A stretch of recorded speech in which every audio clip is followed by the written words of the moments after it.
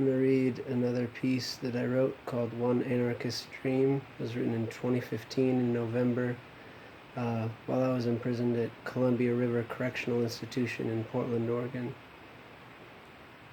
It's the little things that matter now. Maybe they always have. Imagine what we endure. Listen to how we live.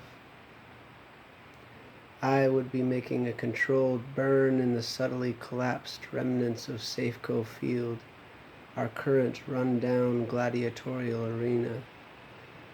The evergreens that have grown sweating amber sap around the structure's perimeter.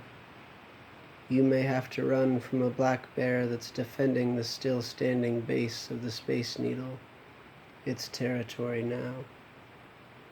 The waterfront overgrown with shrubs and vines, boats from years ago floating and bobbing with the tide, some wrecks visible under the shallow surface of this Pacific. Birds making nests in the trunks of abandoned cars, rusted and collapsed from archaic, mysterious weight. Tribes staring down at you from the roofs of disintegrated supermarkets where families once had to pay to have food. Their downcast, worried eyes seemingly curious as to whether or not you need help. The sad moon smiling above, clear and bright from a pollutionless sky. Insects buzzing on the concrete, still vaguely showing underneath tufts of grass and renegade flowers. Those who once were considered weeds by the former viruses whom overpopulated this hallowed ground, assuming they were the owners of their planet.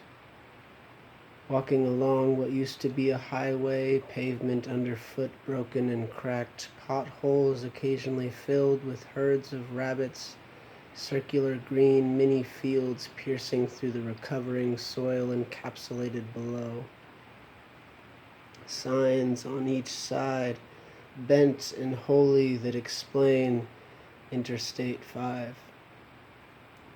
We have fire pits to warm the few remaining members of our huddled populations of humanity, created from the melted and worn steel of firearms.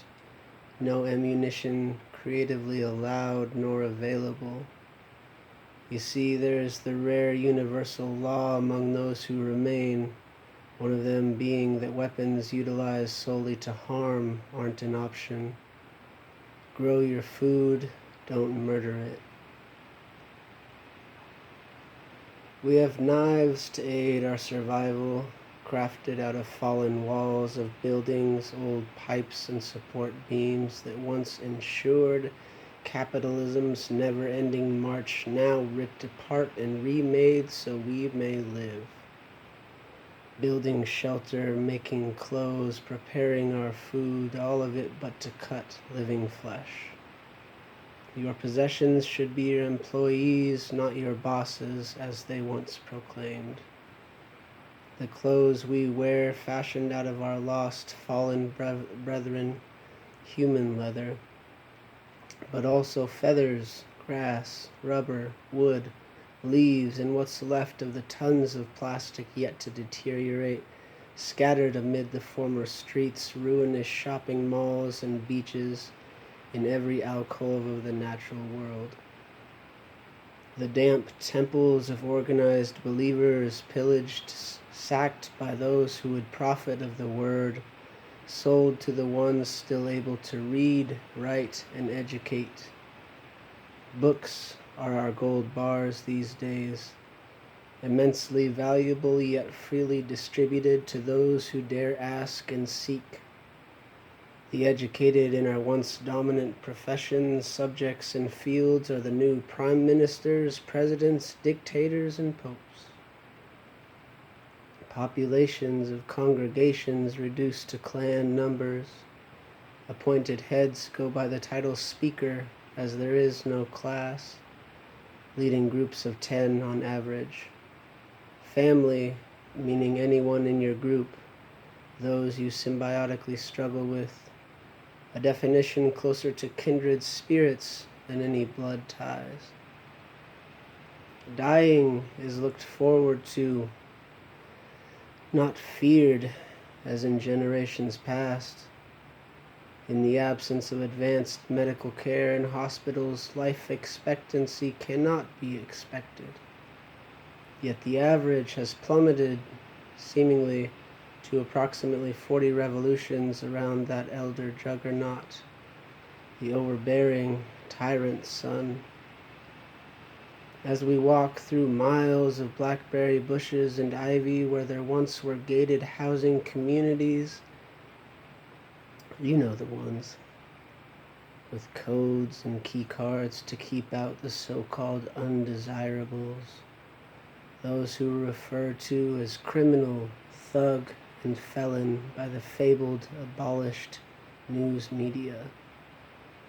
With sections of the old white walls still visible, it often makes me wonder. I wonder why we persecuted differing beliefs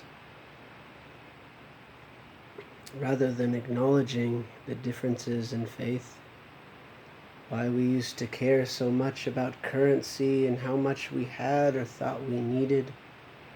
Why we thought sex could make us happy or fix our emotional and psychological problems, and how lonely and damaged we were, no matter the quantity of partners or the quality of the climax.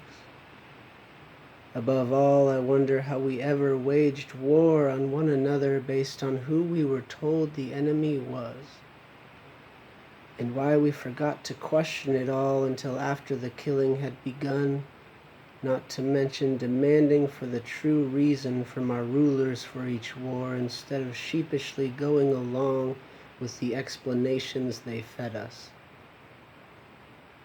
How could we have been so blind, so lost, so easily distracted?